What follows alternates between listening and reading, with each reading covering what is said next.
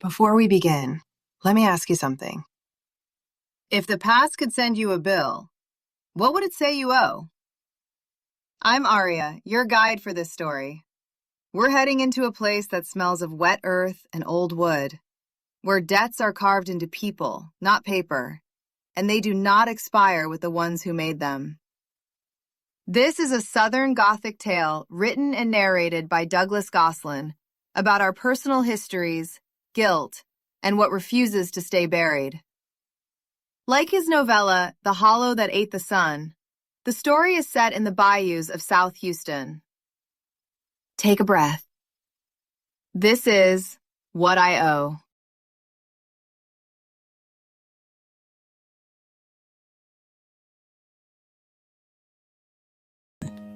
By late August, the bayou smelled like metal and old breath. I stepped out of my truck and odor rolled over me from the culvert, that slow exhale from the dark water behind Mama's house. The dead-end streetlights flickered one at a time, like they needed to check who'd come back. The house sagged the way it always had, cinder blocks sinking deeper into damp ground, plywood over one window, porch rail tilting, a faint chalk ring of old floodwater on the brick, like a tub that never quite drained. South Houston, I said, still pretty. No one laughed. I slung my duffel over my shoulder and took the sway-back steps. Mama opened the door before I could knock. She hadn't really shrunk, just hardened, like clay left too long in the sun. Well, she said, You finally got lost enough to come home. I hugged her. She smelled like Noxema and fry grease. Cool air breathed out around her and pulled a shiver up my neck. I told you I'd help you pack, I said. I'm not packed, she said. but you can still help. She stepped aside. I walked in and shut the door. The outside sound snapped off. The house felt narrower, ceiling lower, hall shorter. Same green couch, same crocheted blanket unraveling from one corner. A flat screen perched on top of the old console like it had landed in the wrong decade. Your room's the same. Mama said. I'll fix us some tea. I moved down the hall. The air conditioner rattled in the background, still pretending to be enough. On the paneling, the family photos lined up. Me and Nate in matching Astros shirts, stiff school pictures, Mama and Daddy at the Houston Livestock Show. The last frame was Nate alone at 12, one hand on the railing of the old footbridge over the bayou. I reached to straighten it. Dust and something slick smeared on my fingers. The hallway light flickered, then steadied. I wiped my hand on my jeans and kept walking. My room hadn't been a room in a long time. No bed, just tubs and boxes and grocery sacks. The only clear patch of floor sat under the window that faced the bayou. I dropped my duffel there and raised the blinds. The water lay 15 yards away, dark as oil, barely moving. It looked wider than it used to, banks slumped and muddy. Across the channel, houses and fences ran east and west. Every yard some version of toys, rusted grills, overturned buckets. A sodium street lamp at the far corner burned hard. Its reflection in the bayou was just a hair off, shifted to the right. I blinked. The glass fogged with my breath. When it cleared, the reflection lined up again. Tea. Mama called. And I got those cookies you used to like. I let the blinds fall and went to her. We sat at the scarred kitchen table, cups sweating circles into old newspaper. One more night, She said, then they take it. Laughing and arguing, bank? overlapping voices. I asked the man if any of them ever lived down here. He said they live in town. You hear Never that? did say which town. She shredded the rim of the cup with her thumb. You could have moved after. Sometimes the back bayou then, just don't I want you said. back. I know what back then is. She said. I glanced at the back door. You sure you want to stay tonight? I've got a hotel off 45. I can put you there. I'll sleep on the floor. I'm not letting strangers box this place up without me in it. Your daddy's sweat is in those walls. His sweat, I said, and in the mold. A little mold never scared anybody. I Laughing thought of and the sour arguing, overlapping undersmell the voices. second I walked in. You getting water under the house again? Sometime. She said. When the bayou You hear that? Not like Allison or Harvey. Those were baptisms. You could have drowned. Sometimes I the said. bayou If just the don't Lord want you wanted me, back. I'd be gone. Besides, the bayou knows me. It's had enough of us. Her eyes slid toward the back door and then away. You need rest, I said. Tomorrow's going to be long. I'll rest. She stood. Blankets are where they always were if you get cold. August, I said. I'll survive. She gave me a quick, crooked smile. You always underestimated what could get under your skin. Her slippers whispered down the hall. The bedroom door clicked shut. The AC paused, then kicked back with a metal cough. The fridge hummed, the clock ticked, and outside, the bayou kept its silence. I washed the cups. The back door's 9-pane window looked out on the yard. One small square still duct taped from some break years ago. Nothing moved. No kids cutting through. No neighbor smoking on a porch. No cars on the narrow road behind the fence. Just the orange wash from the refineries pushing against low clouds. I locked the deadbolt and slid the chain. Then I went out the side door to the small porch by the driveway. Out here, the world at least admitted it was alive. Crickets, a tree frog, the faint pop of a bug zapper 2 houses down. I lit a cigarette and watched the smoke vanish into the heat. The night pressed in. The bayou was just out of sight, but I could feel it the way you feel a big animal lying still in tall grass. I thought of the bridge, cheap rails, Nate's hand on the mildewed wood in that photo, Mama's flat voice on the phone years ago, the sheriff and the neighbors looking, the current bad, all of it very quick. No one ever found the body. Holidays learned to step around that word. I exhaled. Behind me, inside, something tapped. Light, regular, like a fingernail on glass. I turned my head. The sound stopped and I waited. A sea fridge, insects, nothing else. You're wound up, I told myself. I finished the cigarette, ground it out in the old coffee can, and went back in. I locked the side door, checked the front, and killed the living room lights. In my room, I lay on a folded blanket. Mama's snore came softly through the wall. I closed my eyes and got the bayou instead of sleep. Me and Nate fishing, Daddy on an overturned bucket. The neighbor who swore there were blue lights on the water after midnight. Gas, Daddy said. Methane. The man liked attention. Daddy still never fished after dark. The AC rattled and cut off. Quiet jumped in. Then from under the house came a sound, soft, wet, regular. Footsteps. Not on the porch, not across the floor, under me, sloshing, pacing the length of the house. The hair on my arms lifted. Runoff, I thought. A sprinkler left on. Pipes. Rats. Rats didn't walk heel toe, with pauses. The steps reached the space beneath my room and stopped. The air felt held rigid above them. I lay there, heart pounding, counting seconds. When the sound came again, it wasn't under the house. It was out in the bayou. I stood at the window without touching the blinds. Steps in the water, 2 splashes, a slow sucking pull. Moving along the near bank, parallel to the fence, they stopped. The bayou smell had worked its way into the room, metallic and damp. My brain grabbed at old explanations. A drunk cutting across the channel, teenagers messing around, except nobody crossed there anymore. The city had torn out the footbridges after the floods. You walked around by the street now. Signs said so. Wood creaked outside, fence boards strained like someone leaned their weight into them. My mouth went dry, the sound shifted up. A faint scrape traveled the siding, slow like fingers or roots testing the boards. I reached for the lamp and turned it on. The scraping stopped and the room snapped into yellow. My own breath sounded too loud. Okay, I said quietly. We're done. Laughing I walked and to the arguing, window and parted overlapping the blinds voices. with 2 fingers. The yard sat unchanged. Stacked lawn chairs, the pecan tree, You hear that? chain link fence. Beyond it, the bayou lay still under the orange sky. No figure, no Sometimes ripples. the bayou but the just water don't want sat you back. almost level with the top of the concrete. Too high. No storm, no warning. If it had come up like that, the drains in the street would be singing. I squinted at the far bank. The street lamp's reflection trembled half an inch off. Behind me, a frame hit the floor. Glass cracked in a clean circle. I jerked around. Nate's picture lay face down in the hallway. Laughing and the glass arguing, broken. overlapping The nail voices. still stuck in the wall. The wire still looped over it. The empty frame on the wall swung gently. hear that? My stomach dropped and I stepped into the hall and picked up the fallen picture.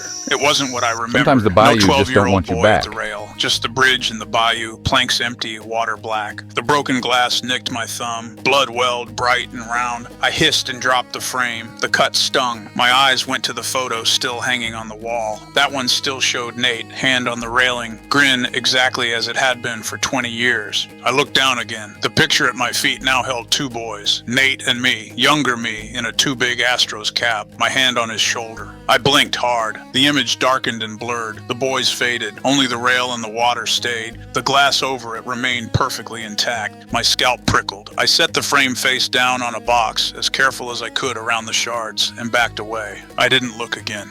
Back at the kitchen table, I waited until my hands stopped shaking. The clock crept toward 2. The house felt tighter, like the walls had leaned in an inch while I was in the hall. I poured a glass of tap water. It carried the bayou's metallic taste. I dumped it in the sink. Under the floor, something shifted again. Not quite a step, a push. The table creaked. The condensation rings on the laminate widened on their own, water sliding toward the edge in slow motion. I stared. A bead formed, tipped over, fell to the floor. Another followed. A dark circle spread under the table, growing without a source. I stood so fast the chair air squealed. The circle stopped. Enough, I said. I didn't recognize the sound of my own voice. I grabbed a dish towel and wiped the water. It was ice cold through the fabric, cold enough to ache. The bayou wants something, I thought. It didn't feel like imagination. It felt like an answer I'd been avoiding. It had taken my brother, taken cars and couches and photo albums, taken whatever floods dropped into it. Now the bank was taking the house. Men in polos would show up with clipboards and tape measures. The bayou would still be here, patient as a note coming due. "We're leaving," I said to the kitchen air. "In the morning, we're gone." The silence that followed felt interested. I walked to the back door and put my palm on the glass. It was colder than the towel had been. I should have gone back to my blanket. I slid the chain and opened the door instead. The night pushed in like a held breath. The smell of the bayou hit hard. Metal, rot, something older under both. A whispering sound rose from the channel, low and close, like voices speaking just below the surface in a language made of bubbles. I stepped onto the stoop. The yard looked the same, but the bayou didn't. The water sat high and still. The street lamp's reflection floated in it like a coin on oil. Around the bright line, shapes looped and turned without breaking the surface. Trash, I told myself. Logs, bags. The whispering slid under that lie and kept going. I had stood on this concrete after every storm growing up, watching the water creep up the sides like a slow promise. I'd never seen it this calm. "Take what you want," I said. "You already got him. You're getting the house. That should be enough." The whispering changed like a crowd turning toward a noise. For a moment I smelled Nate's shampoo in the air, cheap coconut. "I didn't push him," I said. The words surprised me as much as anything I'd seen. The bayou didn't answer. It didn't have to. The real day came back in one piece. Me and Nate on the bridge, arguing about something that didn't matter. Me leaning over the rail to spit, showing how far you could go without falling. Nate copying me, his sneaker slipping on wet board. The splash, the shout, my hand catching a slick wrist for half a heartbeat. Then empty. "You went first," something in me said. "You made it a trick." I tried to hold on. I said, "I swear to you. You let Mama believe it was nobody's fault. You fed it to the water." The whispering climbed, Laughing and threaded with a arguing, faint high overlapping sound voices. that might have been my name from far away. "What do you want?" I whispered. The answer landed in my chest You hear without that? words. "Tell it, not into the dark, not to the water, to her. Say what you've never Sometimes said. the bayou Put just the don't weight want you where back. it really lives." The bayou didn't need bodies. It had plenty. It wanted what people fed it in smaller pieces. Guilt, silence, blame, mislabeled as accident. It wanted me to keep using it as a place to dump what I couldn't face. As long as the story stayed buried, this house answered Laughing to and the water. arguing, So did overlapping Mama's voices. quiet nights and the knot in my chest every time it rained. I saw her tomorrow. Box her up, drive You away, hear stay that? quiet. Let her move into a dry apartment off a frontage road with this soaked secret folded Sometimes into the her bayou like just don't want you insulation. back. The whispering thickened. I stepped backward and closed the door. The chain slid home with a satisfying, ordinary click. The kitchen lights looked stronger, though I hadn't touched them. Down the hall, her bedroom door stood open a crack. My lamp was still on in my room. "Mama," I said. She made a small sound, half awake. I walked toward it. She sat propped against pillows, hair in a scarf, eyes narrowed against the dim.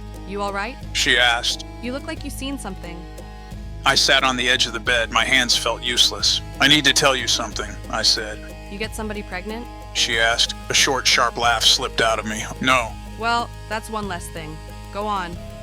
The words crowded my throat, looking for an excuse to stay put. "We weren't just walking," I said. "On the bridge, that day." Her fingers tightened on the sheet. "I was showing him how far you could lean," I said. Being stupid, I told him, "Look, you can hang out and it won't take you." I did it first. I made it look easy. My voice caught. "When he tried, he slipped," I said. "I didn't push him. I need you to hear that, but I set it up." I stared at my hands. I grabbed for him. I had his wrist. It was wet. I don't know if I slipped or if he did. That's the part that won't sit still in my head. 1 second he was there. Next second my hand was empty. The word I didn't say hung between us. I told the sheriff I didn't know what happened. I said, I was 16. I thought if I kept it simple, if I said he just fell, it would hurt less. For you, for Daddy, for everybody. I turned my palms up, empty. I let the bayou be the villain instead of me. I am sorry. I have been sorry every day since. I braced for yelling, for the door, for something to break. Mama let out a breath that sounded like it came from the dirt under the house. I knew. She said. My head jerked. "You, what?" Not the show-off part. She said. Not the words. But I knew there was more. You carried yourself like a boy who thought he'd killed somebody. I've been waiting 20 years on you to say it. Tears slid into her hair. I blamed the bayou because it was bigger than you. She said. It could take the weight. A mama will hand her grief to anything strong enough to hold it. River, God, devil, doctor. Easier than watching it crush her child. "You're not mad at me?" I asked. Of course I'm mad. She said. At rotten planks, at whoever cut that ditch through this neighborhood, at your daddy for making that water part of your playground. But at you? She squeezed my hand. You were a boy showing off for his little brother. The world does worse on purpose and writes it off on paperwork. A sound crawled out of me halfway between a sob and a bark. You should have told me, or She said. It landed like a fact, not an accusation. you let that water gnaw on you. "I thought it would drown you," I said. You telling me now is you reaching in after me. Her mouth trembled. You think I wanted you to stay under with him? We sat there, breathing together. The space between us changed shape. Something that had been pushing at the walls of this house for 20 years shrank enough that air could move. Outside, through the thin wall, I heard a low sliding sound, like water backing off concrete. The AC kicked on with a smoother hum. The floor seemed to exhale. You hear that? She asked. I nodded. Bayou finally got its fill. She said. Now it's going to have to spit some things back. I didn't trust it yet, but the knot in my chest had shifted, not gone, just not only mine. "You still moving tomorrow?" I asked. Yes, She said. now I can. "Good," I Are said. you staying tonight? "Yeah," I said. "I think I need to." She rubbed circles on the back of my Laughing hand and like she had arguing, when my overlapping fevers broke voices. as a kid. You go sleep. She said. Me and God have some bookkeeping. I You kissed hear her that? forehead and stood. The fallen frame lay face down in the hall. The photo on the wall showed Sometimes both the of us on bayou the just bridge don't want again. you back. The nail had stopped shaking. I picked up the frame from the floor. The image inside had settled into a third version. The bridge empty, water higher, houses on the far bank that hadn't existed when the picture was supposed to be taken. The refinery glow loomed closer than I'd ever seen it in real life. I flipped the frame and slid off the Laughing back. and arguing, No photograph, overlapping just voices. a sheet of damp cardboard. I set the empty frame aside. In my room, I raised the You blinds. hear that? The bayou had dropped several feet. A fresh wet band marked the concrete. Frogs had started Sometimes up the again. bayou just don't want Mosquitoes you back. worried at the screen. The street lamp's reflection matched the pole. Near the far bank, close to where the bridge used to anchor, a cluster of trash bags rode the current, bumping against a half-drowned shopping cart. They turned together and drifted downstream. No whispering, just water. I lay down. This time, when sleep came, it didn't drag me back to the moment my hand slipped. It left me in the kitchen, Mama's fingers around mine, the feeling of something finally moving the way it should. Morning air tasted less heavy. We boxed up the house in a silence that wasn't sharp. Men in a white truck came after lunch, took measurements, wrote on clipboards, left cards. Mama handed over the keys without shaking. I loaded her bags into my truck and helped her climb in. As we pulled out of the dead end, I looked once more at the slice of bayou between the fences. From the street, it was only a dark thread. You'll still be here, I thought. The bayou didn't answer. It never needed to. It had other houses to work on, other boys leaning too far over rails, other mothers trying to find something big enough to blame, other nights when water would creep under doors and pace under floors until someone upstairs finally let the right words out. Think the new place will be quiet? Mama asked, eyes on the road. Quieter than this, I said. She gave a crooked little smile. Don't be too sure. God and guilt don't care about zip codes. Maybe not, I said, but floors that don't flood can't hurt. I checked the rear view. For a second, in the shimmer above the bayou, I saw a boy in an Astros cap leaning over an invisible rail, grinning. An 18-wheeler roared by and rocked the truck. Heat haze broke the image apart. I kept driving. Back in the low strip between the streets, the bayou turned its black face toward the next row of houses and listened. It had time. It was patient. It knew exactly what the people above it owed.